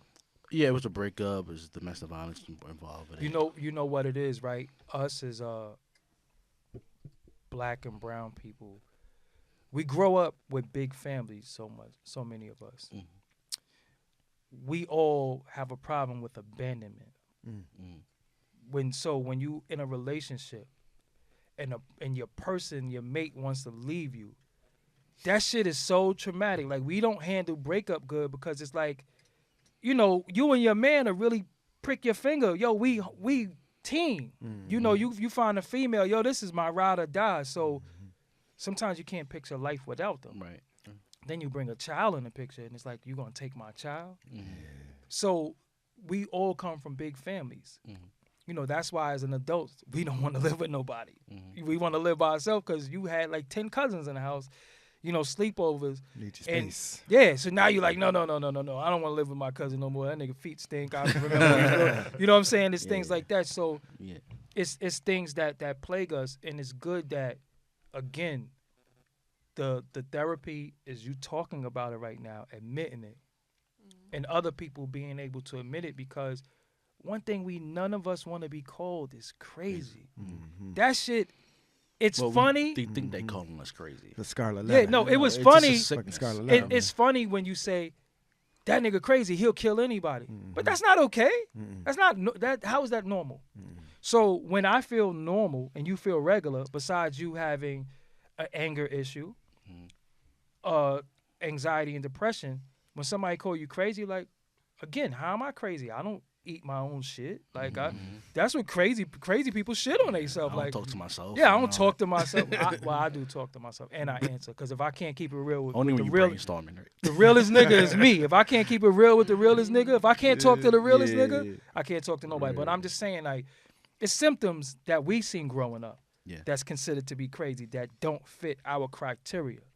So when they tell you you have mental health issues, you really reject that shit. You fight that, and then you realize like something really wrong. Something is really wrong with me. Me seeing a crackhead smoke crack is not normal. Give y'all a quick story. My father suffered from substance abuse, right? When crack first hit, it hit him, right? I remember going to school, and they, educating us on what drugs was. Say No to Drugs campaign came out and all that. And they showed us the crack capsules. And I'm like, them shits is all over my house. And I remember us walking around my building. And we used to count the crack capsules. When you got under my window, that's where all the capsules was. Damn. So I remember me and my friends saying, somebody over here is a crackhead. Damn. Not knowing that it was my house until I started seeing them in my house. So for anybody out there who grew up with a parent that has suffered from substance abuse, that shit is tough as hell because all they care about is getting high. Yep. They don't give a fuck about whether you eat, whether you got school clothes, whether you are protected. And that shit, when I really thought about it, that shit really fucked with me because I didn't speak to my father for 18 years. And he died, and I didn't give a fuck. And I was like, people was like, yo, how could you not care? I said, well, my father was a crackhead, and he didn't care about me. You know what I'm saying? And we never really got a chance to really build and talk. And what I wanted for him more, yo, just get clean. Don't worry about me. You didn't worry about me then, motherfucker, and I'm a man now. You can't do nothing for me. All I want you to do is be clean. Get clean and stay clean. Right. That's for you. Because you done lied, you done connived, you done stole, you done did all types of traumatic shit to me. I'm a man now and I'm okay. Now you be okay for you. And when I thought about that shit sometimes, I was like, damn, I remember that time I went out there and I collected all this money in the neighborhood for the candy. And this nigga stole the candy money. Disappeared and shit. And I had to duck people in my neighborhood because I didn't have their candy. Because I never turned the candy money in because he stole it. Right. But I'm like 8 years old. Right. Already thinking how to be conniving for some shit that I didn't do. Exactly. Right. That's the trauma. Exactly. Wow. No, absolutely. I man, look, I really appreciate the honesty, man, from both of you, because it really is. It's the real deal, and I think you're absolutely right, dog. Yeah, man. The first thing is to admit that you got a problem, because motherfuckers that's in denial is, there's no helping. You know what I mean? Shit, I may need a couch to sit on or some meds to take or something like that. But hey, man, you have to deal with life as it comes, and I think the biggest thing is learning how to cope with shit. You know what I mean? If you ain't got coping that mechanism, man, your ass will succumb to damn near anything. So if you're going through some things, raise your hand, reach out, and ask for some help. You know what I mean? If you got some things that's around you, like you say, hey, my man, come get this thing, because you leave a person to their own devices and they'll use that shit. You see what I'm saying? So yeah, I know I got some mental health issues in my family and shit like that, and blessed that they went and got some help. But look, man, like I say, I think learning how to cope with things, and I think that shit starts at a young age. That'll get you over the hump. For me, I've definitely suffered from depression and anxiety, especially anxiety, and I didn't realize it up until I saw myself at like odd hours of the day kind of crying for no reason. And at first I thought, oh, I'm a female, my hormones, my period is coming. And then it came to a point that it was just like, no. Like, my heart was like like But you was having a heart pumping. attack. It was just it was Chest palpitations. That's what they call it. yes. And I would just see myself crying myself to sleep every night for no reason. Like it's little stuff like that. And I knew what kind of caused it, but at the same time, there was just sometimes that I'm like, I'm okay, I'm happy, I exercise, I live a good life, like I'm healthy, I love people love me, right? Like I'm okay. I shouldn't be sad, I shouldn't be depressed, but like I was. And I did actually go out of my way, and I seeked help, and like I was on antidepressants. I didn't like the side effects at all, the crazy dreams and or whatever. So like after 3 months, I was like, I'm good. But I remember I was like, even afterwards, I was still suffering like with anxiety. Right. And what really, really helped me, honestly, was just letting go of things. Like every time I would think of something, before I used to get like distracted on purpose, like, oh no, I'm gonna edit videos on YouTube, or I'm gonna like whatever, I'm gonna text someone, or I'm gonna watch TV or whatever. And it's like now it's just kind of like, okay, that's it, I don't care anymore, I don't want to think about it, and I'm just trying to take the natural route. I Right. exercise, even if it's at 3 a.m. in the morning. Blink Fitness is open 24 hours. Like I'll force myself to go exercise. And I think one thing that you pointed out that was very, very important, and is honestly, even if you love someone, that could be your best friend, your sister, whoever, if they're really negative and really depressed, you got to separate yourself from them. Yeah. And I don't mean completely, blowing them off, but like kind of just telling them. Yeah. I was in that position that someone, basically she's like a sister to me. I had to kind of tell her, like, listen, I love you, but you need help. Like every time you talk to me, it's like something that you're going through, something negative, and it's already wearing me down. To me. Absolutely. It's sticking to me, and it's like I'm telling you this because I'm a real fucking friend. If I was any other friend, I'd be like, whatever, like pretending like some fake shit, And she didn't realize that. She's like, oh my God, you're right, I'm so negative. And I was like, and I'm just gonna let you know, like, because I'm human too. So I like the fact that you said that. And mental health is very real. There's nothing to be ashamed about it, whether big or small. But there's nothing wrong with trying to get help and trying to just help yourself the best way you can. Absolutely. Yeah, that's it. Daddy. No, I agree. I think within our communities, as you say, black and brown, the African diaspora, especially with the men, we've been so groomed. Even with our work habits. Man up. Yeah, man up. You stop being a sucker sissy. Yeah. Don't cry. I remember coming up as a kid. I'm sick, puking and whatnot. My mom was like, yeah, get that out your system, get your book bag on, get your ass to school. Now me, I'm born and raised in Jersey, but my family's from the South, between Georgia and Alabama. So you think about, you got that culture, but then you bring it up here, and now you're instilling it in me. So I started noticing workaholic tendencies in college. You're talking about someone, I had anywhere from a 15 to 18 credit course load, part-time job on campus, full-time job off campus. And I was a media major at the time, so now I'm also having to dedicate lab time to do editing, audio, and all. And I never knew just how fast I was driving myself or how hard. But then my outlet was music, the creative side. So then I would wind up going to the club. As soon as I get back from work Thursday night, I'll get in from work midnight. My boys hit me up like, yo, you down? I'm like, all right, bet. Next thing you know, I'm not coming back home till the sun's up Friday.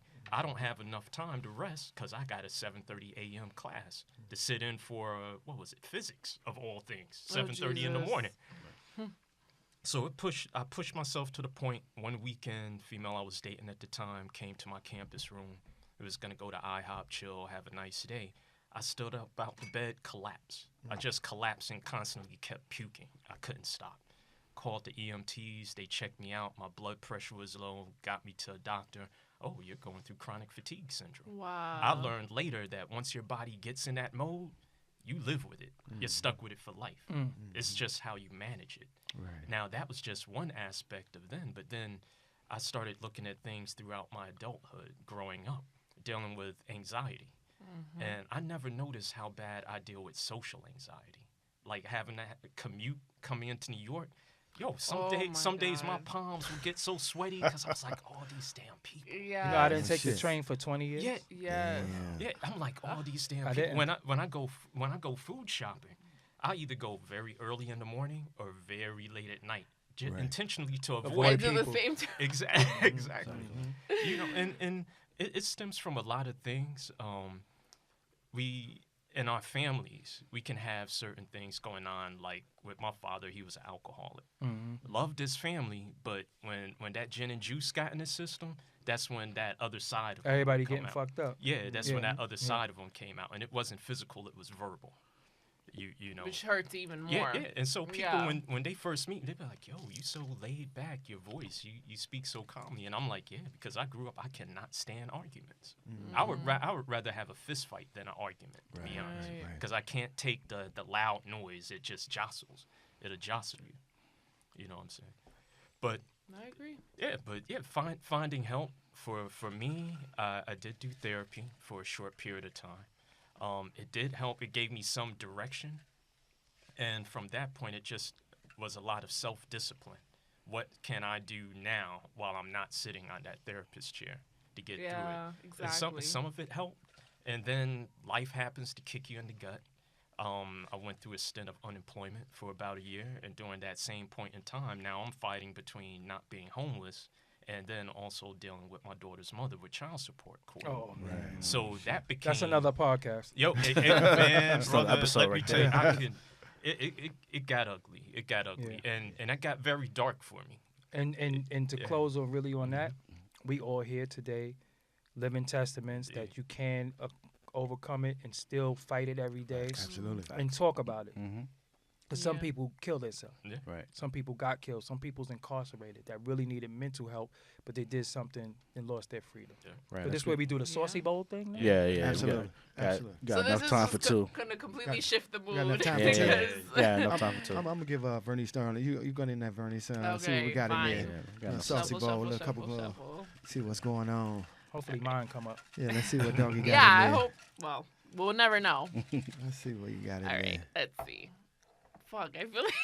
This Wait, is I what feel like you this wrote? is one of mine. Let's see. No, it's not. What you got, Vernice? Okay. Can money buy you love? If so, how much would that be? All right, 60 seconds. No. Money can't buy you love? No, it Why? can't. No, it can't buy you love? Money can buy you better, a better quality of life, but it can't buy you love. Not real love. Absolutely not. And I can say that for a fact. Nah, I agree. I don't think it can buy you love. It can buy you a whole lot of fucking like, though. You know what I mean? But no, I don't think it can buy you true love. I think true love comes from within, commitment to people and the things that you hold near and dear to yourself. But no, I can't buy you love. Nah, definitely not. It can buy a lap dance, a video game. But Give me two of those. Yeah, the nature of money is meant to be spent. No. So, yeah. No explanation needed. Yeah, I'm gonna say no. Next question. All right, now next question. That was a good one. Yeah. Good and easy. Let's reach down here. But some people think money can buy you love. Yeah. Yeah, that's a facade. That's a They facade. haven't left That's the right. Matrix yet. Yeah, They live in that People. Westworld shit. You know jumping what off I a mean? bridge somewhere. Damn, I feel like Red Fox and Harlem Night got new glasses on. Those progressives. I'm like, What you got, Mac? what do men like most in the bedroom? Oh. Shit. Keep it short, back. I know you. The whole shebang. That's like 6 minutes. Yeah. That's a whole nother podcast. Can I be like Uno and throw out a skip card? Well, it's Unfiltered. unfiltered. I would say honestly, at this version of me now, I appreciate time and affection in the bedroom. Unreal. Mind you, I said this version of me. Okay. Now, if you would have ran into the version of me in Falcon college back in the 90s, yeah, it might have been a different story. But I prefer quality now. I don't get the answer. Yeah, you get the answer. Hell yeah, Answer. absolutely. For me, everybody who knows me, all women know me. I like getting head. It don't Okay. got to be There in you the go. bedroom. It could be in the living room, in the kitchen, on the highway. That's it. On some of that anytime, any Yeah, place. that's In what the I'm saying. airplane, That- in the water. that's it. Yeah. What was the question again? I'm sorry. What do men What like do in the men bedroom? What do men like in the bedroom? I I'm gonna say head, and also I like doing it from the back. And when I say head, I mean rocking when you're rocking to the tape pop, not foreplay and then we do something Gotcha. else. Yeah, no, yeah. you You in it finish. in it for the long. Yeah, you do Yeah. it till you finish. All right. Right. Oh. To the Oh, bitter That's what I end. mean. Yeah, no complaining Not about just your that jaw. 4 minute Four shit. minute shit. No, They your go right to jaw can't hurt. I don't give a fuck about none of that. All right. To You the in bitter here, end. you rock it to the tape pop. All right. Okay. There's no tuna fish That's a- coming out after a while. Vacation. There's there is no soda gonna pop out. No, you rock to the end. So you're a woman though. The question is, what do men like in the bedroom? But what do you find that men like? You can still answer that. You're You saying turning red too. That's good follow-up. what you just said. Okay, cool. Yeah. You just confirmed exactly. It's like literally like that's what I've seen. That's the. That's what I've seen. first Guys like head the most. Yeah. The girl could be the baddest bitch, but for some reason they're like, no, I rather prefer head. Morning, noon, and night. You give me No, head. no. I'm gonna say It just is what it is. downright satisfaction, which include all that shit. You know, Yeah. I got to come out satisfied. Fuck that. Mhm. There it is. Yeah. All right, Okay. so this is the last question. So, when is the best time to move in with your partner? I'm gonna say To move in with your partner. move in with your in. partner. Whoa. Shit. Let's Um, move out. I'm gonna say it depends on the person. It depends on you or where you're at in the relationship. With me, personal experience, we was already 2 years in our relationship. We moved in each other and we already had a kid, so it was about that time. So once we move in with each other, you know, the first thing I was really looking for was, is this person's worth to marry? And no, living with somebody every day, you know, it would tell you if you're ready. You know, Yeah. because you know the first 2 years you live in different households and you see each other time to time, especially on the weekends. You stay with each other, but on an everyday basis, that's when you really know this person. There is no best time. I mean, there's sometimes I've met women who, from one day, I didn't want to not be around them. Right. So if we could have lived together, let's live together. And then there's times where I might have been with somebody for 2 years and be like, man, I'll never live with this bitch. Right. You know what I'm saying? You really don't know. You really don't know. It's really, really, there is no best time. It's case by case situation. But just go with when you know you could live with them and have a grand understanding. And you never know what somebody's like till you live with them. That's true. And then living with somebody sometimes can also crowd you in. Absolutely. Like, because I'm not even the type of, I don't even really like sleeping in the same bed with the person that because I like to sleep how I sleep. You know what I'm saying? Like on some real shit, like all that. That's true. We're like Like oh. women want you laying on your back, uncomfortable as fuck, while they lay on you. Right. They wanna I'm cuddle. fucked right now. This is not cool. That's the movie. To And sleep. then, Yeah. according to society, if you lay with your back turned, you don't really like all this little. Look, I like to sleep on my side. Right. Fuck what people say. Right. You know what I'm saying? So it So comfortable. yeah, it just really depends. Yeah, I agree. I mean, I don't think it's a particular time. You know, I think one time me and baby ended up moving in because we was around each other so much, and she was at my crib so much, and you know we were paying rent in two places, and so we like fuck it, man. You know, we didn't have any long-term plans, you know, to be together, but in the short term, you know, her giving up the crib was gonna save us some money to, you know, go on vacation and do some things. So we went on and did it, and I ended up being with her badass anyway. So you know, so it was all good. You still with her? I'm still with her. Oh shit! So it worked. Oh, Hell It yeah, worked. it Yeah. worked. Yeah. All right, y'all. That's the end of Saucy Conversation. This is Aw. episode 8. You want to thank Doggie Diamonds coming through, man. Yeah, Diamonds, yeah. my Appreciate you man, coming on the through, real, man. Yeah, man. Yeah, you got For real. anything to promote or anything like that? Just tell the people. Yes, make sure you subscribe to my YouTube, Doggie Diamonds TV. Make sure you subscribe to my podcast on radio.com, first and foremost, iTunes, Castbox, Spotify. That's really it. Doggie Diamonds No Filter is everything I do. Digital Soapbox Network is the network. I'm Doggie Diamonds. Oh, follow me on all social media if you want to. If I like you enough, I might follow you back. If all you do is post memes, I'm not following you. If you got these spiritual quotes, I'm not following you. If all you do is twerk, I'm not following you. If you just sit there with your dumbass face all day, I'm not following you. You have to be about something. Disclaimer. Everything is Doggie Diamonds. DOGGIEDIAMONDS. Don't put no Y at the end of my name. Thank you. Yes, sir. Hey, I heard that. Hey, I just want to say, I want to give it up to Doggie for coming in the house and dropping the knowledge, man. Real informative. Yeah, a lot today. And I want to give it up to Brooklyn and shit. You know what I mean? Fort Greene to Fort and all that good stuff. And just want to give it up to the D, Inktown, and that's it, man. Hey, I hope to see y'all on the other side.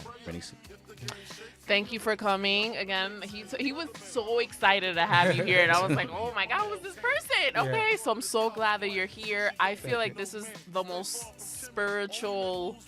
This is like, I don't know. This interview was very special. Should have been burning incense. This interview was very deep, very special, very different. So I appreciate that. I appreciate your knowledge and your positive vibes. Thank you. Yeah, blessings and respect. Thank you for taking time out your day for us. Yes. Really, so much more I would like to go into. Hopefully, in the doubt, future, man. if the universe allows, we can have another session. And Absolutely. well, this is not going to be my last time here. So I'm an email away, phone call away, and I want y'all to come on my show one day too. Oh, awesome. Man. Yeah, we're definitely down for that. Yeah. Vinny, you want to talk about the giveaway real quick? Yes, so we're gonna do a giveaway for the people that these are the giveaway rules. You have to listen to our latest podcast, which would be this one, number 8, and our last one, or was it just this one? No, just this one. Just this one. Follow us on all of our social media. So Saucy Conversations on SoundCloud and on Instagram. And I'm going to make sure that I'm going to check. And the prize is you're going to get a Beats headphone. Nice. It's brand new, and it's it's perfect to listen to our podcast. I'm fucking. So- I want that. Yeah. So those are the rules. Yeah, and we're gonna throw in a bottle, a Click A, like Click Doggie A. said. Yeah. Shout out to Sponsors, Peso. so Yeah, you yeah. get some headphones and a bottle of Click A vodka. And just follow us on social media, Instagram, Facebook at Social Conversation Podcast, on YouTube and everything. And just got anything y'all guys want us to talk about, just hit us up, leave a comment on the board and everything, and we're going to do that for you. One last thing. Y'all don't have a donation thing? Not yet. Yeah, We donate working on it. too, man. Yeah, I like to donate. Yeah, donate. Even if it's We're $1. gonna do something with a Yeah. GoFundMe or something. But Yeah. we're gonna let y'all know on social media and all that. So y'all guys stay tuned to the next episode, episode 9. A video for episode 7 dropping. Hopefully next week, right, Mac? Yes, indeed. Yeah. Me and my struggle computer. Yeah. By this time this come out, my Eric Sermon interview will be out. Ooh, Alright, so Yeah, check that I out. saw the studio. Yeah. So y'all go check that out, and we appreciate y'all for listening. All right. Good night, y'all. We out All here. right, guys. Pick up the biggie. Anytime.